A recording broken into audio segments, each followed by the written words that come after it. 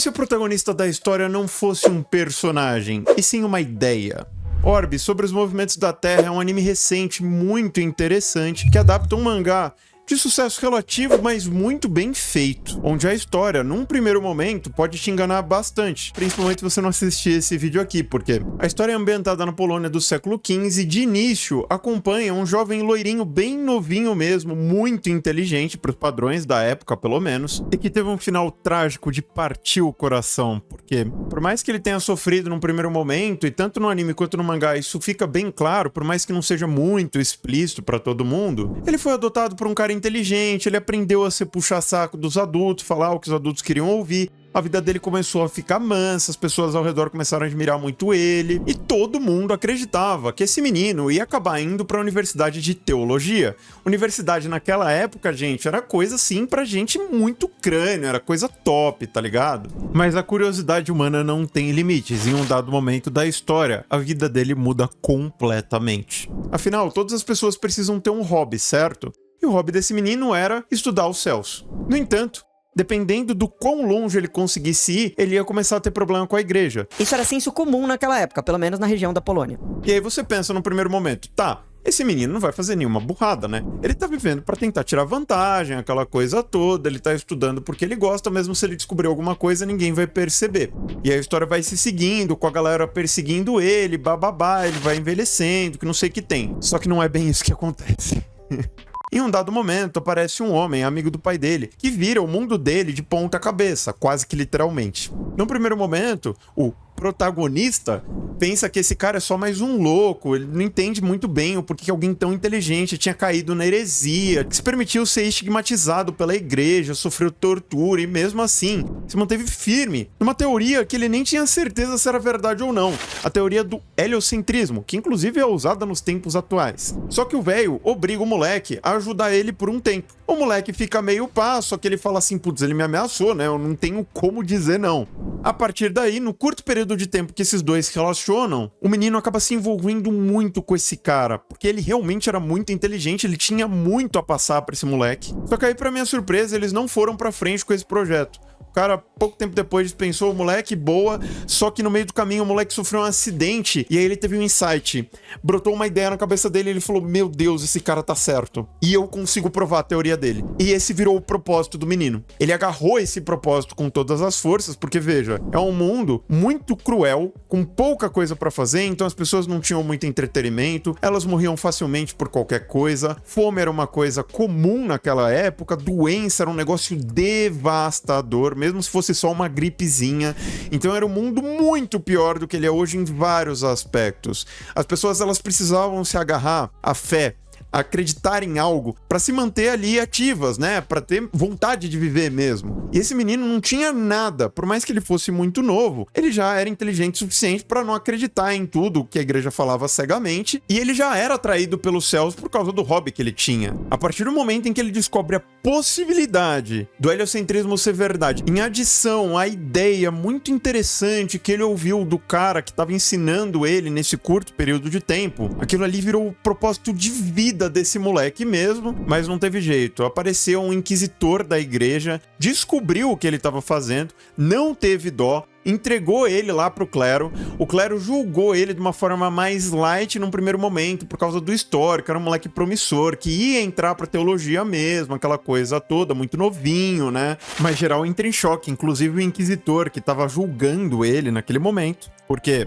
ele elaborou um plano mirabolante pra passar o estudo dele à frente, né? Pra próxima pessoa que encontrasse a arca dele ali perdida, e optou por se matar, mesmo novo, com um futuro brilhante pela frente. Ele podia ter mentido de forma descarada, mas ele resolveu ser sincero, aceitou o destino dele de frente, e por mais que possa parecer injusto pra quem tá assistindo, afinal era mesmo, né? Com aquela idade, ele acabou sendo crucificado e queimado na igreja, mesmo após ter falecido por conta do veneno que ele mesmo escolheu ingerir, né? Ele optou por ingerir. Gente, assim, muito pesado. Só que isso é o começo do anime. Isso tudo que eu narrei pra vocês até esse presente momento é só o começo do anime. A partir daí, tanto a bolinha quanto a arca são passados à frente. O heliocentrismo continua ali. Por mais que os hereges que vieram depois, eles fossem pegos, eles fossem torturados, a curiosidade humana não tinha fim. Ia pra frente, ia passando de mão em mão, as pessoas por motivos diferentes, em ambientes diferentes, às vezes até com culturas diferentes, como a menina do final desse anime, elas se agarraram ao heliocentrismo por algum motivo. Todas essas pessoas, elas fizeram parte da escada que foram construindo degrau por degrau, para essa ideia prevalecer perante a opressão que a Igreja Católica estava fazendo naquela época, naquela região, gente. Então é uma história muito bacana, um drama muito tenso, envolvente, repleto de personagens interessantes, e sempre tem 1, 2 ou 3 personagens centrais que são os responsáveis por levar realmente essa ideia adiante, que eles realmente conseguem ter algum resultado a mais, né, e passar pra frente de novo. Então só por essa ideia diferenciada, onde o heliocentrismo realmente é o centro da história, né, é o que leva a história adiante, por mais que os personagens centrais e a nossa perspectiva vai mudando constantemente, às vezes de uma maneira até mais frenética, o heliocentrismo sempre tá ali. A curiosidade humana, ela não morre. Gerações futuras vão herdando o desejo das gerações anteriores e vão levando a história pra frente. Trabalho de formiguinha mesmo. É muito interessante. Nesse meio do caminho, independentemente do personagem que a gente tá falando, seja o menino loirinho do começo da história conversando com o inquisitor que prendeu ele, de coisas muito profundas relacionadas à religião, existência e propósito,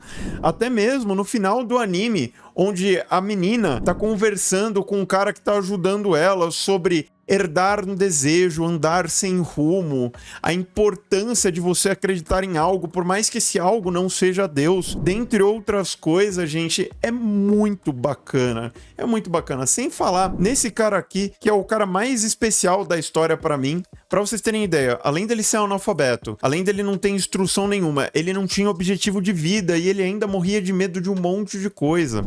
Ele comprou a ideia da época que viver uma vida simples e digna, sem aparecer e se destacar muito, era o que ia fazer sentido, porque é muito melhor você sofrer por alguns anos e depois acabar indo pro céu pra ter felicidade eterna, né? Eternidade é muito mais do que o tempo de vida útil de um ser humano, do que você simplesmente abrir mão disso e sofrer eternamente depois. Vocês não concordam?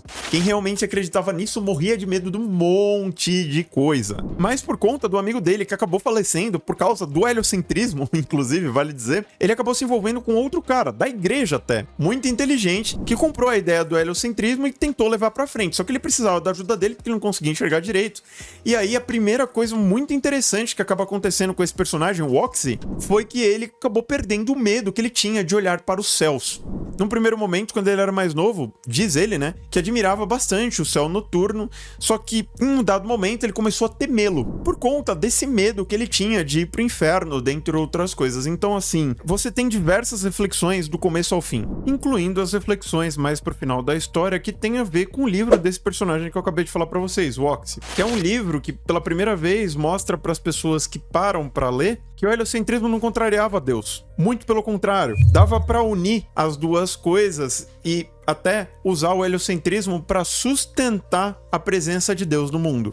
E quando eu digo até o fim, eu tô querendo dizer até o fim mesmo, que a história desse mangá é curta. O mangá tem começo, meio e fim, já tinha acabado no momento em que começaram a adaptar esse anime. Por conta disso, resolveram fazer 26 episódios desse anime. O anime tá sendo produzido pelo estúdio Madhouse, que inclusive tá fazendo um bom trabalho, por mais que eles estejam terceirizando o anime para outro estúdio. Então, por mais que a história seja sensacional, do ponto de vista de produção, o anime para algumas pessoas deixa um pouco a desejar, porque não tá no nível de Soul no Frieren, por exemplo. Mas para uma pessoa normal, principalmente uma pessoa que já tá mais habituada com animes, assiste animes há mais tempo, né? Mais do que 2, 3, 4 anos no máximo. Tá bom. Produção sólida. Não tem nada torto. Quando tem cenas de ação, as cenas de ação estão bem feitas. Elas podiam estar melhores? Podiam, mas tá bem feito.